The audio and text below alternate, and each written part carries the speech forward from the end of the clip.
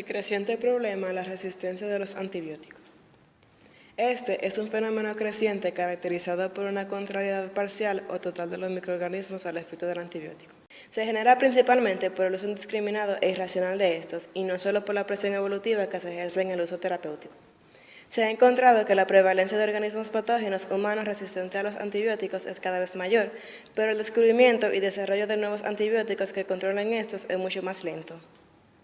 Dentro de los mecanismos de resistencia están la disminución de permeabilidad celular hacia el antibiótico, que como ya sabemos, la membrana externa de Gram negativa supone una barrera natural que hace que muchas bacterias de este grupo sean insensibles a varios antibióticos, como por ejemplo la vancomicina y la bacitracina, que no pueden atravesar las porinas.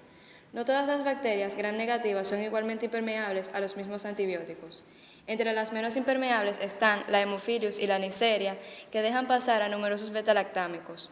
Las enterobacterias, que suelen ser intermediarias, y las bacterias del gen Pseudomonas, que son insensibles a la mayoría de los antibióticos beta-lactámicos, ya que no pueden pasar a través de la membrana externa.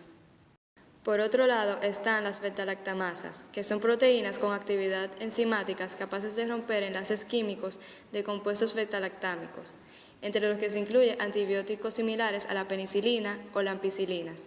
Las bacterias que poseen estas enzimas son resistentes a este tipo de antibióticos de uso corriente en la farmacia. También están las bombas de extrusión de antibióticos. Algunas bacterias obtienen la resistencia a antibióticos, tales como las quinolonas o el claronfenicol, produciendo elevados niveles de bombas de extrusión, que son proteínas transmembranosas que permiten la exportación de antibióticos fuera de la célula con gasto energético. Enzimas que modifican químicamente a la enzima y la inactivan. Algunas enzimas consiguen entrar en la célula, sin embargo, algunas cepas son capaces de producir determinadas enzimas que los modifican químicamente, evitando que estos reconozcan su diana. Ese es el caso del ciprofloxacino, un antibiótico muy empleado en las infecciones de vías urinarias. Otro mecanismo son las mutaciones en la diana específica del antibiótico. Los antibióticos son moléculas capaces de interaccionar con su diana molecular de forma análoga a como lo hace una llave en su cerradura. Mutaciones en la diana, es decir, cambios en la cerradura, hace que el antibiótico, o en este caso la llave, ya no sea capaz de reconocerla. Muchas de estas mutaciones implican la inactivación de la diana, lo que hace que la célula no sea viable. Sin embargo, otras sí permiten que la diana del antibiótico funcione y no sea reconocida por el antibiótico.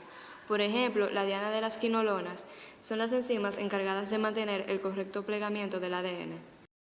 Por otro lado, están las mutaciones en los ribosomas. Los ribosomas son la maquinaria de síntesis de proteínas. Son estructuras complejas formadas por ARN y proteínas y son dianas de algunos antibióticos, como por ejemplo la trectacilina, que inhiben su correcto funcionamiento y por tanto perturban la síntesis proteica necesaria para la vida de la bacteria. Por último, se encuentran los desvíos alternativos. Algunos antibióticos son capaces de inhibir específicamente la actividad de algunas enzimas esenciales para la célula. Por ejemplo, la sulfamida inhibe la dihidropteroato sintasa, una enzima esencial en la síntesis de ácido fólico que las bacterias necesitan para poder dividirse. Sin embargo, algunas enzimas pueden mutar, o bien otras son capaces de ganar la actividad enzimática perdida por la acción del antibiótico, promoviendo un desvío de la ruta que permite que la célula sobreviva. Actualmente se estima que más del 70% en volumen de los antibióticos producidos en Estados Unidos se utiliza en alimentación animal, en ausencia de enfermedades. El uso de algunos antibióticos en la alimentación animal se ha asociado con la emergencia de cepas de bacterias resistentes a los antibióticos, incluyendo Salmonella, Enterococcus, Escherichia coli, entre otros. Como por ejemplo en el caso de la E. coli, aquí se encuentra Cindy la vaca alimentándose del pasto, pero resulta que éste estaba infectado por dicha bacteria y por lo tanto Cindy es infectada.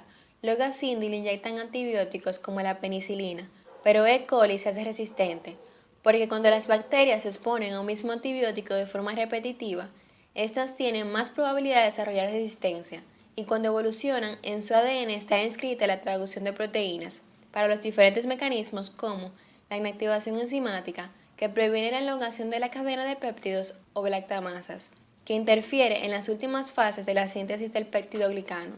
Más tarde, Cindy es llevada al matadero y su carne es vendida. Un niño consume esa carne y también se infecta, provocándole diarrea, deshidratación, que si no se tratan puede llevarlo a un shock hipovolémico y a la muerte.